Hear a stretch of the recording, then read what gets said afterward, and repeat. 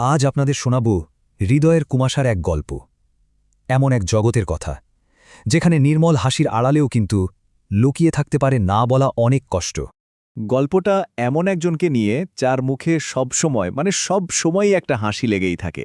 এতটাই মায়াবী, এতটাই উজ্জ্বল সেই হাসি যে দেখলে মনে হবে দুঃখ বলে কোনো শব্দ তার জীবনে নেই।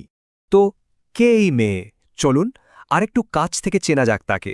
তার নাম রাত্রি, আর নামের মতোই সে যেন এক প্রাণবন্ত সত্তা, প্রাণে ভরপুর। ভাবুন তো একবার, ১৭ বছরের একটা মেয়ে, কোমর ছাপিয়ে যাওয়া ঘন লালচে চুল, আর গায়ের রংটা ঠিক যেন দুধে আলতা মেশানো। ওকে দেখলে মনে হবে গল্পের বইয়ের পাতা থেকে বুঝি কেউ উঠে এসেছে।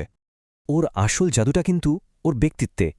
একেবারে প্রজাপতির মতো চঞ্চল, সারাক্ষণ ছুটোছুটি, বাচ্চাদের সাথে হইহুল্লোড়। এক মুহূর্ত স্থির থাকার মেয়ে সে নয়। সারাদিন হাসি, খেলা আর গল্প, এই নিয়েই ওর জগৎ। তো এই প্রাণবন্ত মেয়েটির পৃথিবীটা কেমন? চলুন উঁকি দিয়ে আসি তার ছোট্ট সাজানো গোছালো জগতে। ঢাকার মিরপুরে তার পরিবারের সাথেই তার বাস। ওর পুরো পৃথিবীটা আসলে ওর পরিবারকে ঘিরেই। বাবা জামশেদ সাহেব একটা মুদির দোকান চালান, মা রেশমা বেগম ঘরে বসেই সেলাইয়ের কাজ করেন, আর আছে বড় ভাই আয়ান, কলেজে পড়ে। ভাইটা একটু শান্ত, নিজের মধ্যেই থাকতে ভালোবাসে, কিন্তু বোনের জন্য একেবারে অন্তঃপ্রাণ। এই যে এত হাসিখুশি একটা পরিবার দেখছেন, তাদের এই জীবনটা কিন্তু একদিনে তৈরি হয়নি। প্রায় বছর ৬ আগে গ্রাম থেকে ঢাকায় আসা, তারপর রাত্রিকে ক্লাস 6-এর বদলে 3-তে ভর্তি করা, এরও 2 বছর পর বাবার এই দোকানটা নেওয়া, মানে একটু একটু করে গুছিয়ে নেওয়া আর কি। কিন্তু সব দিন তো আর একরকম যায় না, তাই না?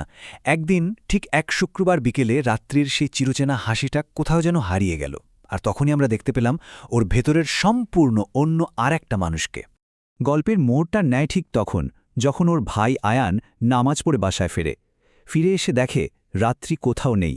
স্বাভাবিকভাবেই সে চিন্তায় পড়ে যায়।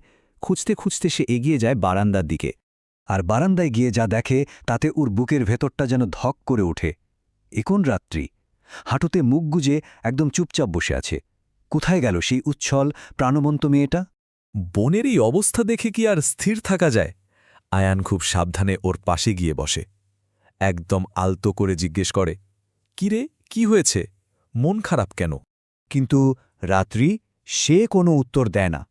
উল্টো এমন একটা প্রশ্ন করে বসে যা আয়ান মোটেও আশা করেনি। সে বলে, আচ্ছা ভাইয়া, আমি যদি অনেক দামি কিছু চাই, তুই কি দিবি আমাকে? বুঝতেই পারছেন, আসল কথাটা সে এড়িয়ে যেতে চাইছে। ভাইয়ের বারবার জিজ্ঞাসার মুখে সে শেষমেশ একটা গল্প বানিয়ে ফেলে যে সামনে পরীক্ষা, কোচিংয়ের পড়া হয়নি, তাই টেনশন হচ্ছে। এইসব বেশ বিশ্বাসযোগ্য একটা কারণ, তাই না? কিন্তু এটাই কি সত্যি, নাকি এর পেছনেও অন্য কোনো গল্প আছে? আয়ান তো সহজ সরল ছেলে, সে বোনের কথা বিশ্বাস করে, তাকে পড়ালেখায় মন দিতে বলে চলে যায়। আর ঠিক যেই মুহূর্তে আয়ান ঘরের ভেতরে পা রাখল, রাত্রির মুখের সেই জোর করে আনা হাসিটাও যেন উবে গেল। ভাই চলে যেতেই ওর মুখটা আবার আগের মতো মেঘলা হয়ে গেল, আর এই একটা মুহূর্তই যেন সব পরিষ্কার করে দিল। ওর পরীক্ষার টেনশন, কোচিংয়ের পড়া, সবটাই ছিল বানানো, সবটাই ছিল অভিনয়। তাহলে এটা খুব পরিষ্কার যে রাত্রির এই মন খারাপের পেছনে অন্য কোনো গল্প আছে, অনেক গভীর, অনেক না বলা একটা কারণ। কিন্তু কি সেই কারণ? কি এমন লুকিয়ে আছে ওর হাসির আড়ালে? ওর হৃদয়ের এই কুয়াশার উৎসটা আসলে কোথায়?